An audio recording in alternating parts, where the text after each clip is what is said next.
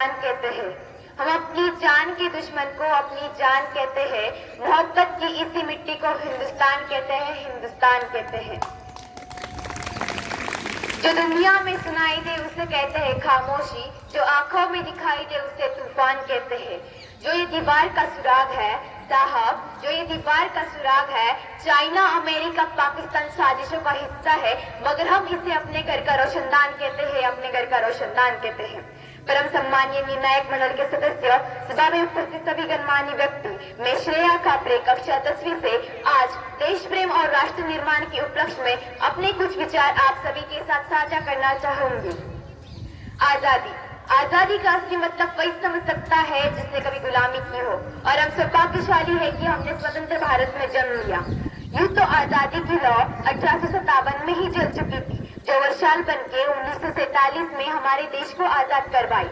प्राचीन, मध्यकालीन और वर्तमान भारत के उदाहरणों से मैं स्पष्ट करना चाहूंगी कि जब हम फिरंगियों के फेरे में फंस गए थे तो रंग दे बसंती चोला की एक आवाज पर टोलों के टोले उमड़ाते थे और उनके वंदे मातरम के नारों से खून में आने वाला 5-5 डिग्री का तूफान अंग्रेजी शासक की जड़ें हिला देता था।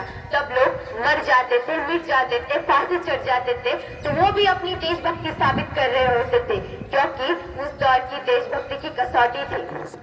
उसके बाद 65, 65 और 71 के युद्धों में अपना सुहाग गवा देने वाली वो औरत जब घर के हालात ये हो जाते थे, नन्ही नौनिहालों की लंगोटियां चली गई, छोटी छोटी बेटियों की चोटियां चली गई, बाप की कमाई गई, भाई की पढ़ाई गई, ऐसा एक विस्फोट हुआ कि पता ही नहीं चला, जिस्म की बोटियां चली गई। और मैं बता दूं, आपके लिए तो बस एक आदमी मरा है, लेकिन मेरे घर की तो रोटियां चली गई, मेरे घर की तो रोटियां चली गई।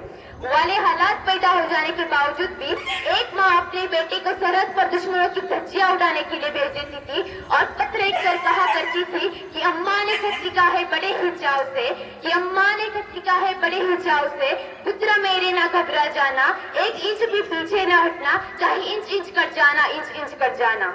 ऐसे ही पूरा परिवार अपनी देश मेरा है और ये भारत देश मेरा है। परंतु एक वैचारिक बीमारी मुझे समाज में नजर आती है। कहा जाता है कि दुनिया के सबसे बड़े लोकतंत्र हैं हम, जहाँ हिंदू पैदा है, अब इंसान पैदा है तो केवल अच्छे इंसान की जरूरत है, केवल अच्छे इंसान की जरूरत है। जरा सोच कर देखिए, ये पेड़ पौधे और शाखाएं भी परेशान हो जाए अगर परिंदे भी हिंदू और मुसलमान हो जाए। एक वैचारिक बीमारी, एक शैक्षिक बीमारी मुझे समाज में नजर आती है। और बड़ी ही आश्चर्य की बात है, जिस देश ने पूरी दुनिया को नलन, तक्षशिला और नलन, जो पेट की भूखी होते हैं ना, वो सिर्फ भोजन की दीवालों को जानते हैं, भोजन की दीवालों को जानते हैं। और हर एक देशद्रोही के जीवन में आने वाला तूफान है देशभक्ति, ताकि आसमान तेरा है, अगर तू दरिंदा है तो ये शमशान से रहना है, तो रह इस जमीन पे, वरना ये कब्र भी तेरी और ये कब्रिस्तान भी तेरा है। लेकिन एक देशद्रोही से ज्यादा देशभक्ति तब बात होती है जब एक बेटा अपने बूढ़े माँ बाप को वृद्धाश्रम की चौखट पर छोड़ा। और आज के इस दौर में वो युवा जिनके ऊपर जिम्मेदारी थी अपने राष्ट्र, अपने समाज की आशाओं को बांधे रखने की, वही युवा अब 4x4 इंच की छोटी सी स्क्रीन पर अपने कोमल उंगलियों पत्थर की मूरत को लगते हैं 56 भोग, और भूखे नंगे तरफते सो जाते हैं लोग, भूखे नंगे तरफते सो जाते हैं लोग। मजदूर को मजदूर समझिए, मजबूर नहीं है तो जीते जी रक्तदान दीजिए और मरने के बाद अंगदान देकर किसी मरते होकर जीवन दान दीजिए। यही सच निर्माण तब सब होगा जब हम जाति का दर्शन नहीं बल्कि सामाजिक सशक्तिकरण निर्माण करेंगे। हमारा राष्ट्र निर्माण तब सब होगा जब स्वच्छ भारत को केवल सरकार नहीं बल्कि सड़क पर चलने वाला हर एक नागरिक हाथ बटाएगा। स्वच्छ भारत, स्वस्थ भारत को दिल से अपनाएगा।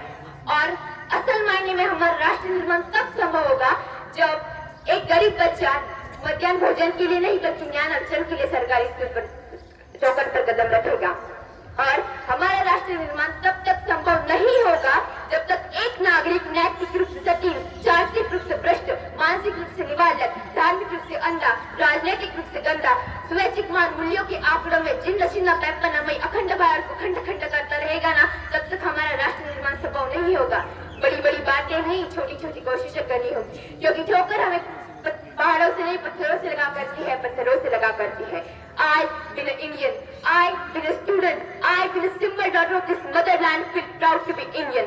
और मैं सैल्यूट करना चाहूंगी सरहद पर हमारी रक्षा के लिए दिन रात खड़े उन जवानों को, इस देश की पुलिस प्रशासन और किसान को, और इस देश के हर उस नागरिक को जो अपना काम पूरी ईमानदारी, पूरी मेहनत, पूरी लगन से। और इस मंच पर मैं पूरी जिम्मेदारी के साथ में भारत की बेटी ये कहती हूँ कि हमारा राष्ट्रनिर्माण तब सब होगा जब हम सब, मैं, आप, हम सब मिलकर प्रयास करेंगे, क्योंकि हमारे देश की जिम्मेदारी नहीं है आगे ले जाने की, हमारी जिम्मेदारी है हमारे देश को आगे ले जाने की, हमारे राष्ट्र को आगे ले जाने की, हमारे वतन को आगे ले जाने की। तो अंत में मैं बस इतना कहना चाहूंगी कि मेरा हिंदुस्तान महान था, महान है, महान रहेगा। मेरा हिंदुस्तान महान था, महान है, महान रहेगा। होगा उसका सबके दिलों में बुलंद, तो एक दिन पाकिस्तान में जय हिंद कहेगा। पाकिस्तान ही क्यों, सारा जहां जय हिंद कहेगा, क्योंकि सारे जहां से अच्छा हिंदुस्तान हमारा, सारे जहां से अच्छा हिंदुस्तान हमारा। हम बुलबुले हैं इसके, ये गुलसिता हमारा, ये गुलसिता हमारा। जय हिंद, वंदे मातरम।